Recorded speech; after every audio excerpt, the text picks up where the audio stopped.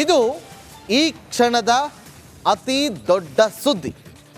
BJP ಪಾಳ್ಯದಲ್ಲಿ ಬಣ ಬಡಿದಾಟ ಕಳೆದ ಬಹಳ ದಿನಗಳಿಂದ ನಡೆದುಕೊಂಡು ಬರ್ತಾ ಇದೆ. ವರಿಷ್ಠರು ಎಂಟ್ರಿ ಕೊಟ್ಟಿದ್ದಾಗಿದೆ. ಈ ನಡುವೆ ಬಿಜೆಪಿ ಪಾಳ್ಯದ ವಿಚಾರಕ್ಕೆ ಸಂಬಂಧಪಟ್ಟಂತೆ ಅತಿ ದೊಡ್ಡ ಸುದ್ದಿ ಇದು.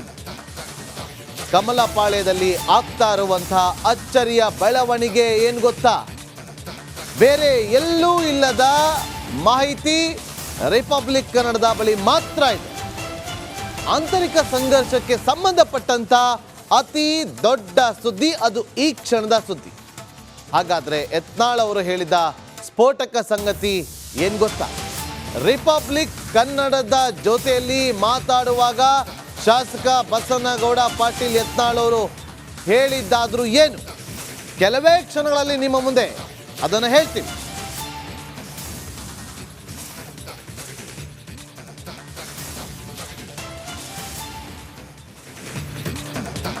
ಬಸನಗೌಡ ಪಾಟೀಲ್ ಯತ್ನಾಳ್ ಅವರು ಯಾವಾಗಲೇ ಆಗಲಿ ಮಾತಾಡಬೇಕಾದ್ರೆ ಒಂದು ವಿಚಾರವನ್ನು ಪ್ರಸ್ತಾಪ ಮಾಡ್ತಾ ಇದ್ರು. ಅದು ನೇರವಾಗಿ ವಿಜೇಂದ್ರ ಅವರ ಹೆಸರನ್ನ ತೆಗೆದುಕೊಳ್ಳುವ ಮೂಲಕ ಅವರ ವಿರುದ್ಧ ಆಕ್ರೋಶವನ್ನು ಹೊರಹಾಕ್ತಾ ಇದ್ರು. ಅಪ್ಪ ಮಕ್ಕಳು ಅಂತೇಳಿ ಅವರು ವಾಗ್ವಾದವನ್ನು ಕೂಡ ಮಾಡ್ತಾ ಇದ್ರು. ಹಾಗಾದ್ರೆ ಬಿಜೆಪಿ ರಾಜ್ಯಾಧ್ಯಕ್ಷರ ಬದಲಾವಣೆ ಖಚಿತನಾ?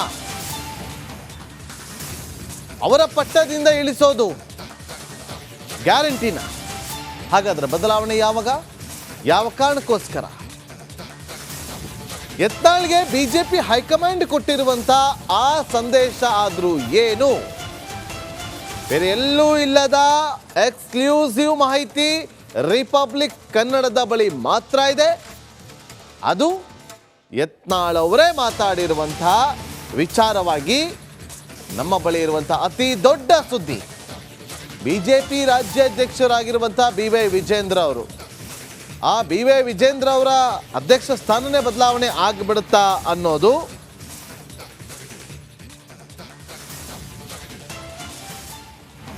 ರಿಪಬ್ಲಿಕ್ ಕನ್ನಡದ ಮೂಲಕ ಶಾಸಕ ಬಸನಗೌಡ ಪಾಟೀಲ್ ಯತ್ನಾಳ್ ಅವರು ಒಂದು ಸಂದೇಶವನ್ನ ಕೊಟ್ಟಿದ್ದಾರೆ ನಾಡಿನ ಜನರಿಗೆ. ಅದು ರಾಜ್ಯಾಧ್ಯಕ್ಷ ಆಗಿರುವಂತಹ ಬಿ.ವೈ. ವಿಜೇಂದ್ರ ಅವರ ವಿಚಾರಕ್ಕೆ ಸಂಬಂಧಪಟ್ಟಂತಹ ಮಾಹಿತಿಯನ್ನು ಹಂಚಿಕೊಂಡಿದ್ದಾರೆ. ಅಂದರೆ ನಮ್ಮ ವೀಕ್ಷಕರಿಗೆ, ರಾಜ್ಯದ ಜನರಿಗೆ ರಾಜ್ಯಾಧ್ಯಕ್ಷರ ಬದಲಾವಣೆಯ ಇಂಟು ಕೊಟ್ಟಿದ್ದಾರೆ. ಜನವರಿವರೆಗೆ ನಾನು ಮಾತಾಡಲ್ಲ, ಜನವರಿಯಲ್ಲಿ ಬದಲಾವಣೆ ಆಗುತ್ತೆ. ಪಕ್ಷದ ರಾಜ್ಯಾಧ್ಯಕ್ಷ ಸ್ಥಾನಕ್ಕೆ ಭ್ರಷ್ಟರಲ್ಲದವರು, ಹಿಂದುತ್ವವಾದಿಗಳು, ವಂಶವಾದಿಗಳಲ್ಲದವರು ಬರಬೇಕು ಅಂತೇಳಿ ರಿಪಬ್ಲಿಕ್ ಕನ್ನಡಕ್ಕೆ ಬಸನಗೌಡ ಪಾಟೀಲ್ ಯತ್ನಾಳ್ ಅವರು ಹೇಳಿದ್ದಾರೆ. ನನ್ನ ಬೇಡಿಕೆ ಹಿಂದುತ್ವ ಪರವಾಗಿರುವ ವ್ಯಕ್ತಿ ಇರಬೇಕು, ಪ್ರಾಮಾಣಿಕ ಇರಬೇಕು, ಭ್ರಷ್ಟಾಚಾರದ ಕಳಂಕ ಇರಬಾರ್ದು. ಪಕ್ಷವಾದ ಎಲ್ಲರನ್ನ ಏನು ನಮ್ಮ ಮುಕ್ತ ಕಾರ್ಯಕರ್ತರು ವಿಶ್ವಾಸ ತಗೊಂಡು ಹೋಗುವಂಥ ನಾಯಕತ್ವ ಬೇಕು. ಮಹಾಭ್ರಷ್ಟರು ವಂಶವಾದ ಅಂತ ಹೇಳಿದಾರಲ್ಲ, ವಂಶವಾದ ಎಲ್ಲಿಂದ ಪ್ರಾರಂಭ ಆಗಬೇಕು, ಅಲ್ಲಿ ಕರ್ನಾಟಕದಲ್ಲಿ ಅಲ್ಲಿಂದ ಪ್ರಾರಂಭ ಆಗಲಿ. ಇಲ್ಲ ವಂಶವಾದ ನಾವು ಬಿಟ್ಟಿವಿ ಅಂದ್ರೆ ಎಲ್ಲರೂ ಬೇಕಾದ್ರೆ ನಿಲ್ಲಿ, ನಮ್ದೇನು ಇರೋದಿಲ್ಲ. ಅದಾರೆ ಯಾಕಿಲ್ಲ, ನೀವು ಅವಕಾಶ ಕೊಟ್ಟು ನೋಡಿ. ಈಗ ಉತ್ತರ ಪ್ರದೇಶದ ಯೋಗಿ ಇಲ್ವಾ, ನಿನ್ನೆ ಮಹಾರಾಷ್ಟ್ರದಲ್ಲಿ ಆದ್ರಲ್ಲ ಫಡ್ನವೀಸ್, ಈಗ ನಮ್ಮ ಮಧ್ಯಪ್ರದೇಶದ ಮುಖ್ಯಮಂತ್ರಿ, ಆಸಾಮದ ಮುಖ್ಯಮಂತ್ರಿ, ಹರಿಯಾಣ. ಆಯ್ಕೆ ಹಂಗಾಗಬೇಕು. ಕಳಂಕ ಇರುವಂಥವ್ರು ನಾಯಕತ್ವ ನಾವು ಒಪ್ಪೋದಿಲ್ಲ. ಕಾಂಗ್ರೆಸ್ ಜೋಡಿ ಅಡ್ಜಸ್ಟ್ಮೆಂಟ್ ಇದ್ದ ಲೀಡರ್ಗಳು ನಾವು ಒಪ್ಪೋದಿಲ್ಲ. ಈಗ ನಾವೊಂದು ಪ್ರಶ್ನೆ ಎತ್ತಿದ್ದೀವಿ, ಜನವರಿಯಲ್ಲಿ ಉತ್ತರ ಸಿಗ್ಬೋದು ಅಂತ ನಿರೀಕ್ಷೆಯಲ್ಲಿದ್ದೀವಿ. ನನ್ನ ಬೇಡಿಕೆ ಹಿಂದುತ್ವ ಪರವಾಗಿರುವ ವ್ಯಕ್ತಿ ಇರಬೇಕು, ಪ್ರಾಮಾಣಿಕ ಇರಬೇಕು, ಭ್ರಷ್ಟಾಚಾರದ ಕಳಂಕ ಇರಬಾರ್ದು. ಪಕ್ಷವಾದ ಎಲ್ಲರನ್ನ ಏನು ನಮ್ಮ ಮುಕ್ತ ಕಾರ್ಯಕರ್ತರು ವಿಶ್ವಾಸ ತಗೊಂಡು ಹೋಗುವಂಥ ನಾಯಕತ್ವ ಬೇಕು. ಮಹಾಭ್ರಷ್ಟರು ವಂಶವಾದ ಅಂತ ಹೇಳಿದಾರಲ್ಲ, ವಂಶವಾದ ಎಲ್ಲಿಂದ ಪ್ರಾರಂಭ ಆಗಬೇಕು, ಅಲ್ಲಿ ಕರ್ನಾಟಕದಲ್ಲಿ ಅಲ್ಲಿಂದ ಪ್ರಾರಂಭ ಆಗಲಿ. ಇಲ್ಲ ವಂಶವಾದ ನಾವು ಬಿಟ್ಟಿವಿ ಅಂದ್ರೆ ಎಲ್ಲರೂ ಬೇಕಾದ್ರೆ ನಿಲ್ಲಿ, ನಮ್ದೇನು ಇರೋದಿಲ್ಲ. ಅದಾರೆ ಯಾಕಿಲ್ಲ, ನೀವು ಅವಕಾಶ ಕೊಟ್ಟು ನೋಡಿ. ಈಗ ಉತ್ತರ ಪ್ರದೇಶದ ಯೋಗಿ ಇಲ್ವಾ, ನಿನ್ನೆ ಮಹಾರಾಷ್ಟ್ರದಲ್ಲಿ ಆದ್ರಲ್ಲ ಫಡ್ನವೀಸು ಈಗ ನಮ್ಮ ಮಧ್ಯಪ್ರದೇಶದ ಮುಖ್ಯಮಂತ್ರಿ, ಆಸಾಮದ ಮುಖ್ಯಮಂತ್ರಿ, ಹರಿಯಾಣ ಆಯ್ಕೆ ಹಂಗಾಗಬೇಕು. ಕಳಂಕ ಇರುವಂಥವ್ರು ನಾಯಕತ್ವ ನಾವು ಒಪ್ಪೋದಿಲ್ಲ. ಕಾಂಗ್ರೆಸ್ ಜೋಡಿ ಅಡ್ಜಸ್ಟ್ಮೆಂಟ್ ಇದ್ದ ಲೀಡರ್ಗಳು ನಾವು ಒಪ್ಪೋದಿಲ್ಲ. ಈಗ ನಾವೊಂದು ಪ್ರಶ್ನೆ ಎತ್ತಿದ್ದೀವಿ, ಜನವರಿಯಲ್ಲಿ ಉತ್ತರ ಸಿಗ್ಬೋದಂತ ನಿರೀಕ್ಷೆಯಲ್ಲಿದ್ದೀವಿ. ನನ್ನ ಬೇಡಿಕೆ ವೀಕ್ಷಕರ, ಈಗ ಒಂದು ವಿಚಾರವನ್ನು ನಾವು ನಿಮಗೆ ತಿಳಿಸ್ತೀವಿ.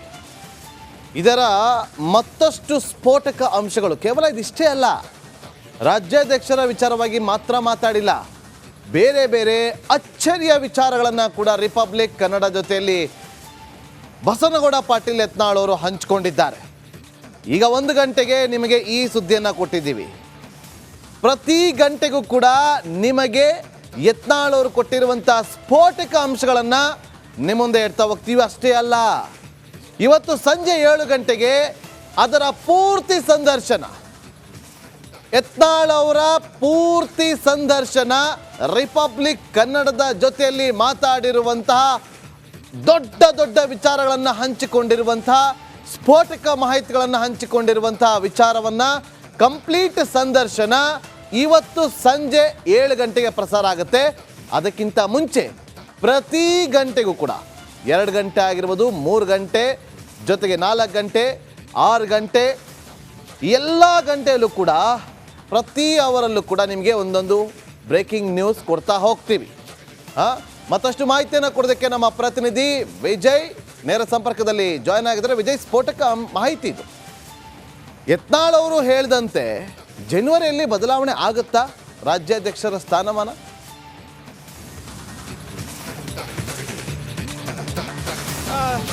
ನಾಗೇಂದ್ರ ಬಾಬು, ಬಸನಗೌಡ ಯತ್ನಾಳ್ಗೆ ಶೋಕಾಸ್ ನೋಟಿಸ್ ಕೊಟ್ಟ ನಂತರ, ಶಿಸ್ತು ಸಮಿತಿಯ ಅಧ್ಯಕ್ಷರನ್ನ ಭೇಟಿ ಮಾಡಿದ ನಂತರ, ಹೈಕಮಾಂಡ್ ನಾಯಕರನ್ನ ಭೇಟಿ ಮಾಡಿದ ನಂತರ ಮೊದಲ ಬಾರಿಗೆ ರಿಪಬ್ಲಿಕ್ ಕನ್ನಡದಲ್ಲಿ ಸಂಪೂರ್ಣವಾಗಿ ಮನಬಿಚ್ಚಿ ಮಾತಾಡಿದ್ರು. ಒಂದಷ್ಟು ಸ್ಫೋಟಕ ವಿಚಾರಗಳನ್ನು, ಮುಂದೆ ಆಗಬಹುದಾದಂಥ ಒಂದಷ್ಟು ರಾಜಕೀಯ ಬೆಳವಣಿಗೆ ಬಗ್ಗೆ ಕೂಡ ಮಾಹಿತಿಯನ್ನು ಹಂಚಿಕೊಂಡ್ರು. ಇದೇ ಮೊದಲ ಬಾರಿಗೆ ದೆಹಲಿಗೆ ಹೋಗಿ ಬಂದ ನಂತರ, ಶೋಕಾಸ್ಗೆ ನೋಟಿಸ್ಗೆ ಉತ್ತರ ಕೊಟ್ಟ ನಂತರ ಮೊದಲ ಬಾರಿಗೆ ಸಂದರ್ಶನ ಕೊಟ್ಟಿರೋದು. ಅದರಲ್ಲಿ ಬಹಳ ಪ್ರಮುಖ ಒಂದನ್ನು ಹೇಳಿದ್ರು, ಜನವರಿವರೆಗೂ ನಾನು ಯಾವುದೇ ಕಾರಣಕ್ಕೂ ಮಾತಾಡೋದಿಲ್ಲ, ಜನವರಿಯಲ್ಲಿ ಒಂದಷ್ಟು ಬದಲಾವಣೆ ಆಗುತ್ತೆ ಅಂತ ಹೇಳಿದ್ರು.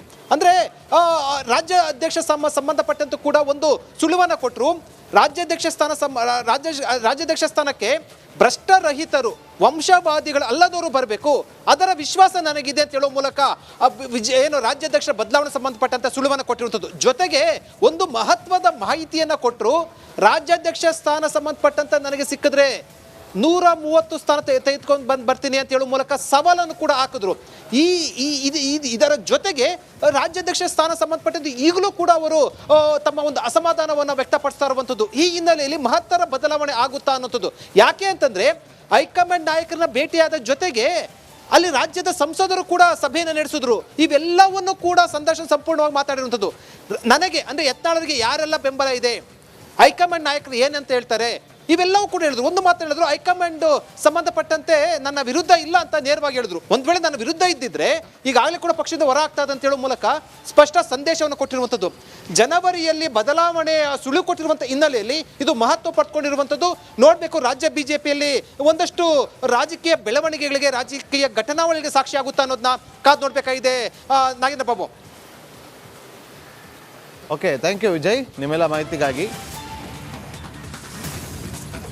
ರಾಜ್ಯ ಬಿಜೆಪಿಯಲ್ಲಿ ಕಳೆದ 1 ತಿಂಗಳಿನಿಂದ ಬಣ ಬಡಿದಾಟ ಶುರುವಾಗ್ತಾ ಇತ್ತು.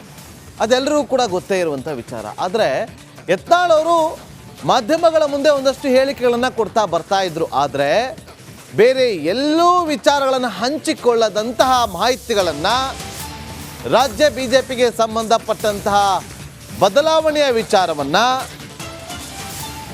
ಬಸನಗೌಡ ಪಾಟೀಲ್ ಯತ್ನಾಳ್ ಅವರು ರಿಪಬ್ಲಿಕ್ ಕನ್ನಡದ ಜೊತೆ ಹಂಚಿಕೊಂಡಿದ್ದಾರೆ. ಅದರ ಸ್ಫೋಟಕ ಸಂದರ್ಶನ, ಈ ಹೊತ್ತಿನ ಅತಿ ದೊಡ್ಡ ರಾಜಕೀಯ ಸಂದರ್ಶನ, ಬಿಜೆಪಿ ಅಧ್ಯಕ್ಷ ಬದಲಾವಣೆಯ ಸೂಪರ್ ಎಕ್ಸ್ಕ್ಲೂಸಿವ್ ಮಾಹಿತಿ, ಕಂಪ್ಲೀಟ್ ಸಂದರ್ಶನ ಇವತ್ತು ಸಂಜೆ 7 ಗಂಟೆಗೆ ಪ್ರಸಾರ ಆಗುತ್ತೆ. ತಪ್ಪದೆ ನೋಡಿ. ರಾಜ್ಯ ಬಿಜೆಪಿಯಲ್ಲಿ ಒಂದಷ್ಟು ಅಚ್ಚರಿಯ ಬೆಳವಣಿಗೆಗಳಾಗುವಂಥ ಮಾಹಿತಿಯನ್ನು ಕೂಡ ಹಂಚಿಕೊಂಡಿದ್ದಾರೆ ಅವರು ರಿಪಬ್ಲಿಕ್ ಕನ್ನಡದ ಜೊತೆಯಲ್ಲಿ.